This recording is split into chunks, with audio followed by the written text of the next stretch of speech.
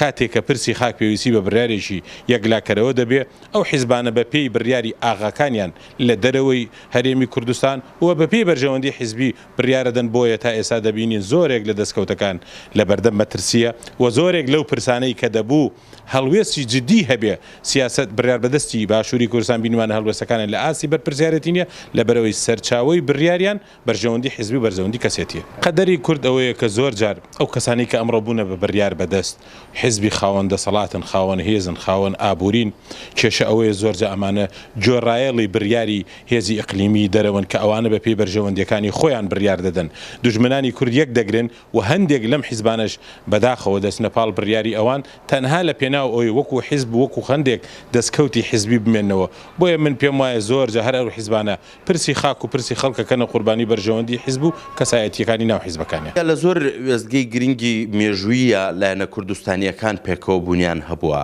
و بەداخەوە زۆر جاریش پێکەوە نەگونجان و پێکەوە هەڵنەکردن و بەرژەوەندی تەسکی حیزبی و هەندێک جاریش کاریگەری لایەنی دەرەوە لەسەر حیزبە کوردستانیەکان دۆخێکی وای خۆڵقانووە کە خەڵک هەندێک جار بە گومانن لەوەی کورد بتوانێت بە بەردەوامیە گرتوو بێ. ئێستا بارودۆخێکی تایبەت لە ناوچەکە هەیە. ئەم بارودۆخە زۆر هەستیارە. لە ڕاستیدا سبەینێ لە کەسەوە دیار نییە. ئەکرێ سبەینێ زۆر باش بێ بۆ ئێمە واکرێ سبەینێ خوێناوی بێ. بۆیە بۆ هەردوو بابەتە کە پێویستە ئێمە یەکگرتوو بین، یەکدەنگ بین، یەک هەڵوێست بین. ئەگەر زیانمان بەرکەوت پێویستە زیان بە هەمومان بگا لە ڕاستیە و ئەگەر قازانجمان کرد و توانیمان لە بارودۆخەکە بە کەمترین زیان و زۆرترین قازانج بینە دەرەوە زۆر باش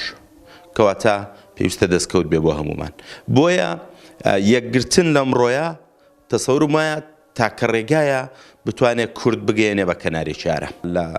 با بڵێن دۆسێ گەورەکانە یەک هەڵوێستێکی باشەیە لە باشوور یەک هەڵوێستی لەگەڵ کوردانی پارچەکانی تریش هەیە بەڵام ئێمە سیاسەتمان وایە ئێمەی کورد پێویستە وەک نەتەوە پاڵپشتی یەک بین بەڵام هەر پارچەیەک بە تایبەتمەندی خۆی نەبێتە دەستوەردانی باشوور لە کاروباری پارچەکانی تر. بەداخەوە ئەحزابی سیاسی لە باشووری کوردستان لە هەموو قۆناغەکانە خوێنەوەیەکی واقعی بۆ قۆناغی کە تێتی نییە هەمیش خوێنەوەیەکی استراتیژی بۆ ئایندەی گەلەکەمان لە باشووری کوردستانە نییە. ئەمە هۆکارێکی سەرەکی بۆی کە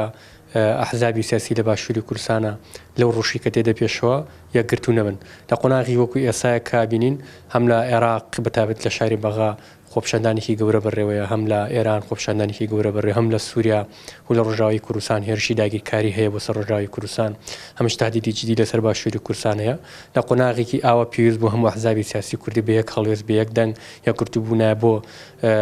بەرەنگاربوونەوەی هەر تهدیدی هەر ڕەشی لەسەر باشووری کوردستان هەبووە پێویست بوو بەرنامێکی باش تۆکمە لە نێو ئەحزابی سیاسی کوردی هەبووە بۆی کە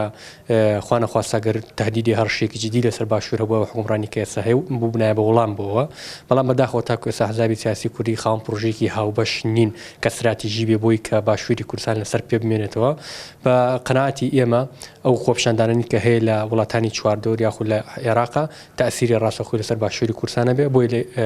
لە هەر کات گرنگتر و پێویستە کە ئەحزابی سیاسی کوردی بەگشتی یەکدەنگ بن یەک هەڵوێست بن خۆیان ئامادە بکەن بۆ بەرەنگاربوونەوەی هەر هەرشە و مەترسێک لەسەر باشووری کوردستان.